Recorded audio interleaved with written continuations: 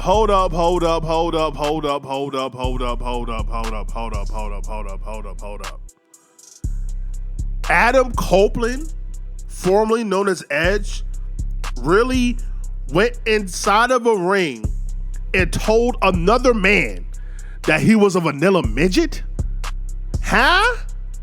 Edge said this. I'm sorry, Adam Copeland said this. I'm still trying to figure out how you don't own your name. How did that happen? How did CM Punk owns his name? Christian owns his name. How is it that you don't own your name? William Regal, well, I think that might be his real name. Everybody owns their name. Where everybody owns their name. How does everybody own their name, but Edge, you don't own your name? How did you do that? It reminds me of when the Dudley Boys had to go to TNA and call themselves Team 3D. I'm like, how do you not own your name? Rhino owns his name. But anyway, yeah, I'm doing this video right now because there's a point to having creative freedom, but also having structure. I do not want AEW and Adam Copeland, God, I'm just, to go into a formula of just free balling it. We're just gonna free ball it and just do whatever. Like, nah, son, like, have structure, bro. So for those that don't know, Adam Copeland, there you go. Basically, on AEW Collision this past Saturday, Ricky Starks and Adam Copeland had a promo battle, back, forth and forth. RP Aaliyah, Princess R&B, don't ever forget it. To where they wanted to see who was the best on the mic that night. Pause. So Adam called Ricky Starks basically a Alibaba Temu rock. Meanwhile, Ricky Starks called Adam bug-eyed, as well as said that, ooh, with your insults, you really put me over the edge with that one, which that's going to get old very soon, like yesterday. And then Adam said, well, you're just a vanilla midget, so it's whatever. So that's the line that pissed me off. That's the line that made me want to do this video right now, because like, really, Adam? Vanilla midget is what you went with? Of all the Rolodex of insults you had in your brain, you went with vanilla midget. For those that don't know what vanilla midget is, it's the same term that was made infamous on the internet by Mr. Kevin Nash, the greatest world champion of all time in his eyes. Oh, God. And that's what he called guys like Eddie, Chris Benoit, Chris Jericho, guys of that nature, your Rey Mysterios, guys who he didn't consider main eventers because they were vanilla midgets. And that's where, first of all, that's not even true about Ricky Starks, but that's where Adam went with his promo in regards to trading insults, which this segment was very awkward. It was very weird. It reminded me of The Rock and John Cena in 2011, 2012, to where by the time we got to WrestleMania 28, the Raw before in Atlanta, I remember vividly, The Rock got booed. Cena got booed. Both guys got booed. Why? Because they spent the majority of the feud trying to bury each other. So therefore, no guy was over. Instead of trying to put over how important the match is, they put over how bad their opponent is. That never works.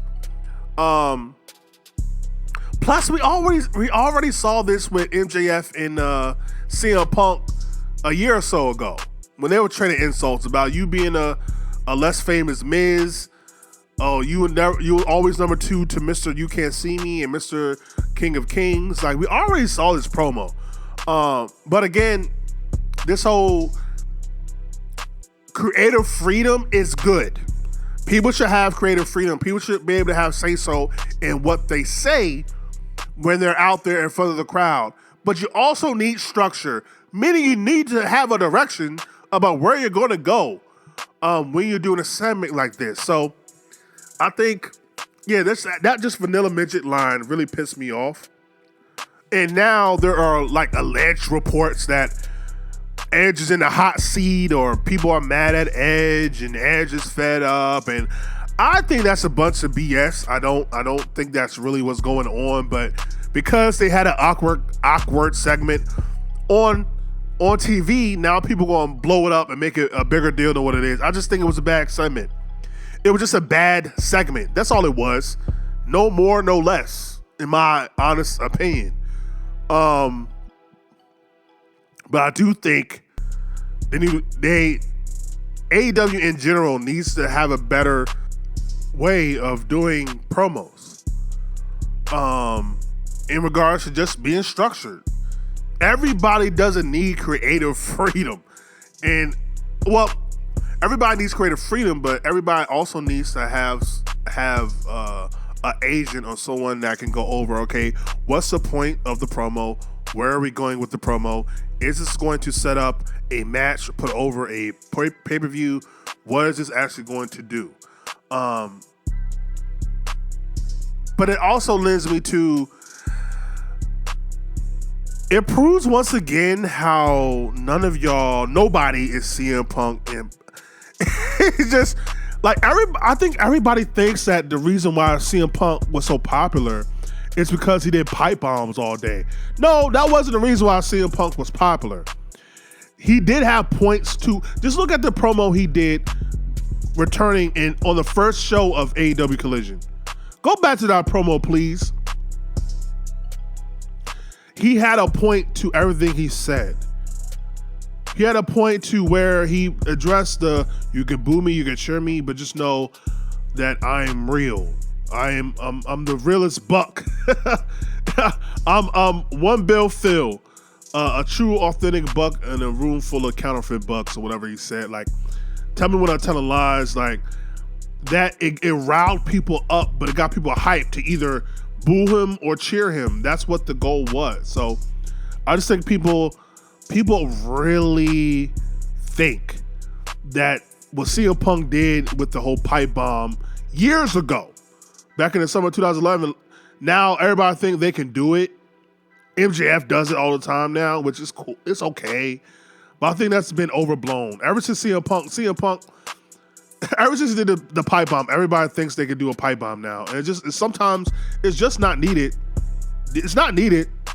Nobody cares. You just making yourself look stupid.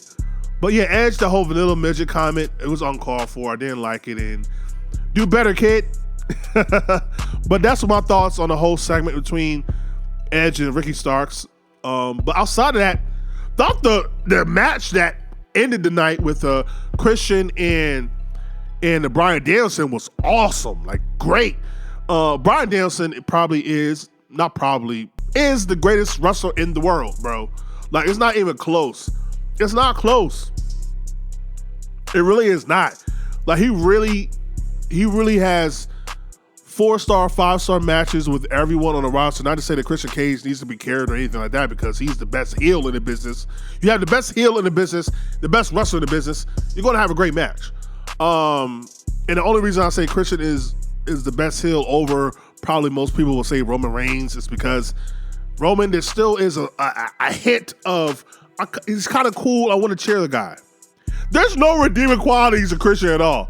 Like, there's nothing you can cheer for him. Like, but yeah, Edge and Bryan Danielson had a crazy great match at the end. And I'm very interested to see where they go with the whole Edge Christian program. But at the end of the day, again, I don't want AEW to be bad. Like, I want it to be good. Every time I see something, I'm going to say something. First, it was with Tony Khan. It was in regards to management. Now it's regards to guys like Adam Copeland. Guys like Adam Copeland. And it actually goes to guys like MJF too, low key. And everybody on the roster, like, everything doesn't need to be a pipe bomb. Everything doesn't need to be Shock TV. You can have a regular promo without having to do something that's for the IWC. You don't need to do it. So, but with that being said, let me know what you thought of the segment, if you saw it.